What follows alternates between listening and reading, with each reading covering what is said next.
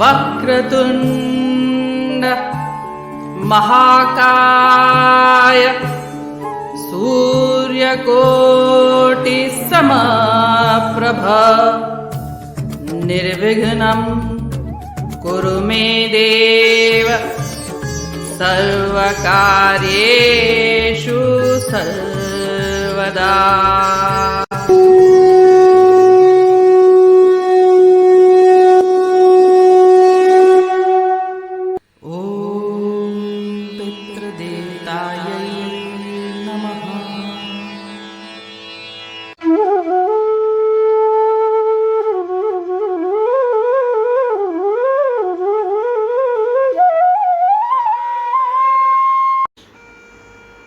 जय श्री कृष्ण।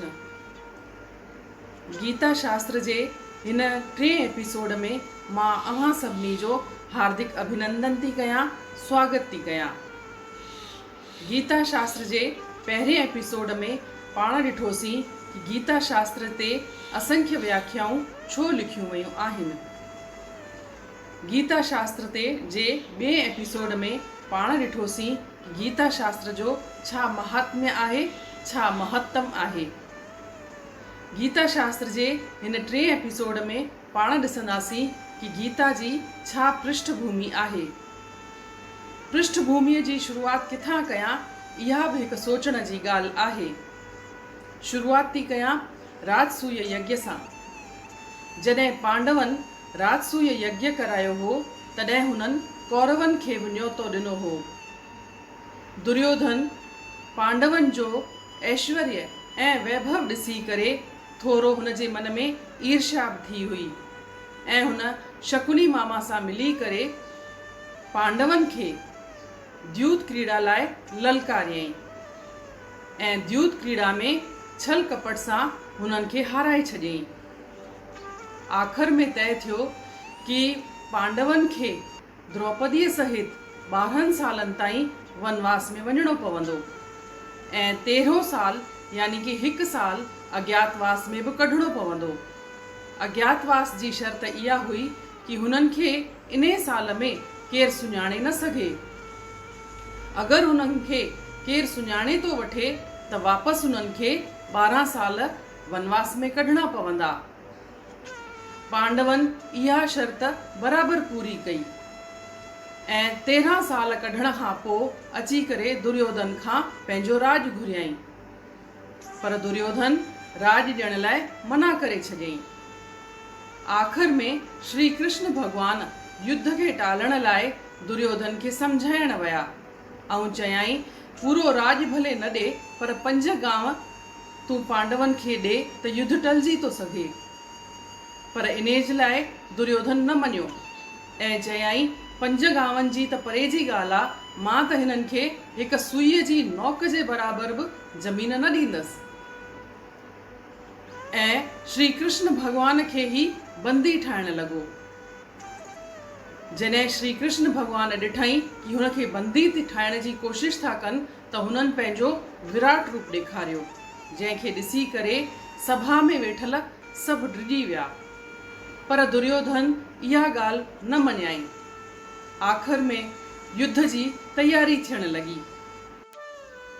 भगवान श्री कृष्ण खे युद्ध जो न्योतो ॾियण लाइ दुर्योधन द्वारका पहुतो ऐं उन ई ॾींहुं अर्जुन बि उते पहुतो।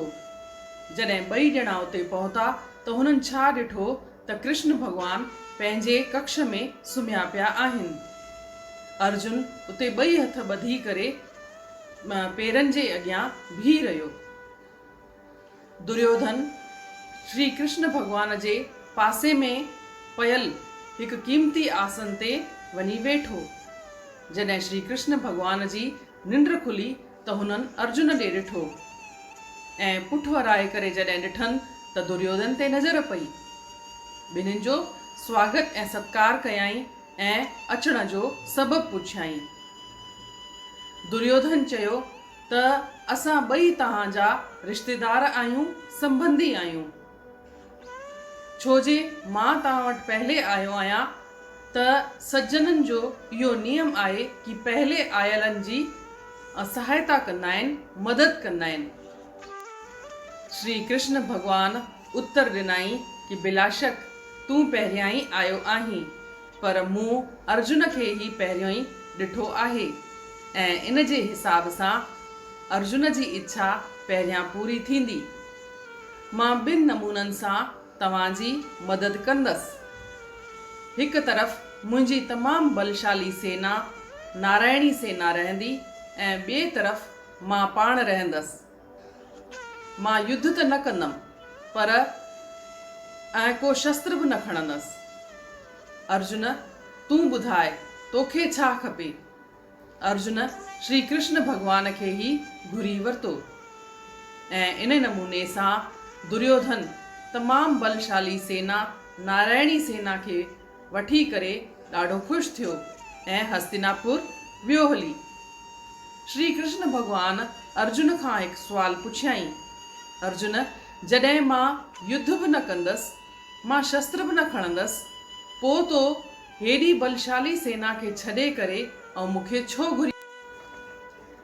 अर्जुन श्री कृष्ण भगवान खे उत्तर ॾिनई कि हे भगवान, जॾहिं तव्हां सभिनी जो नास करण में समर्थ आहियो त पोइ मां नारायणी सेना खे वठी करे छा कयां हां?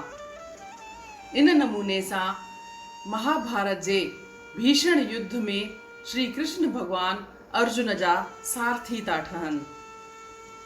अर्जुन पंहिंजे रिश्तेदारनि खे गुरुनि खे ॾिसी करे हुन जी हिमत हाराए थी वञे ऐं हू हीसाइजी थो वञे ऐं कृष्ण भगवान खे चए थो कि मां युद्ध न कंदसि। इन ते श्री कृष्ण भगवान हिकिड़ो महान संदेश ॾिनो, उपदेश ॾिनो। चवंदा आहिनि कि श्री कृष्ण भगवान अर्जुन खे निमित्त ठाहे करे आम मानव कल्याण लाइ हिकिड़ो जेको संदेश ॾिनो, उहा ई श्रीमद् भगवत गीता आहे ऐं इन नमूने सां हीअ गीता जी पृष्ठभूमि बि आहे। हिकु निमाणी वेनती बि तव्हां सां आहे कि जेका बि मां कहानी खणंदमि, आखाणी खणंदमि, उहा धार्मिक ग्रंथनि मां ई ॾिसी करे ईअं जी ईअं तव्हांजे साम्हूं रखंदमि। मां पंहिंजी मर्ज़ीअ सां किथे बि फेर बदल न कंदमि। हा, इहो थी सघंदो आहे कि अलॻि अलॻि ग्रंथनि में थोरो घणो फ़र्क़ु हूंदो ई आहे।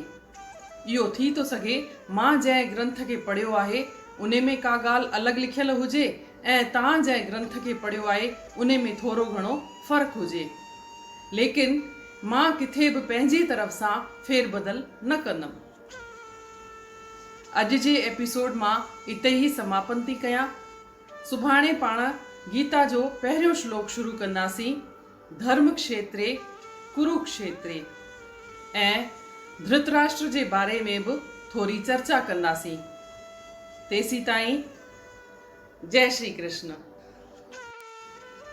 हिकु एनालिटिक्स जी रिपोर्ट असां वटि ईंदी आहे, जेके बि यूट्यूबर्स थींदा आहिनि, त उन जे मुताबिक़ अगरि उहा सूचना सही आहे त उन जे मुताबिक़ 80 खां 90% माण्हू युवा पीढ़ीअ जा ई आहिनि जेके ही गीता जो प्रोग्राम ॾिसनि पिया।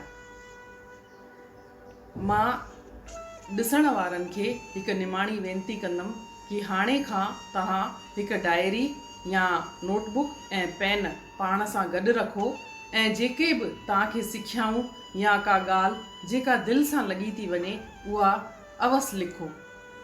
उन सां थींदो छा कि तव्हांखे वरी वापसि सां एपिसोड ॾिसण जी पूरी ज़रूरत न पवंदी ऐं जॾहिं जॾहिं तव्हांखे जीवन में ज़रूरत पए त तव्हां उहा सिखिया, उहा जेका ॻाल्हि तव्हांजी दिलि खे लॻी आहे उन खे ॾिसी सघो था।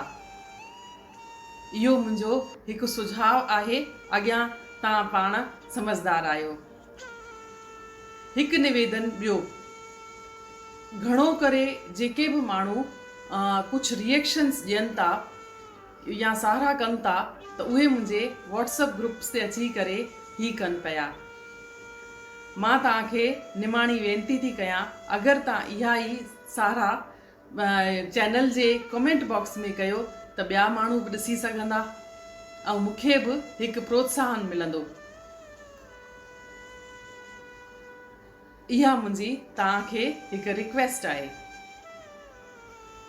जय श्री कृष्ण। हि धर्मस्य ग्लानिर्भवति भारत अभ्युत्थानम् अधर्मस्य तदात्मानं सृजाम्यहम् परित्राणाय साधूनां विनाशाय च दुष्कृताम् धर्म संस्थापनार्थाय संभवामि युगे युगे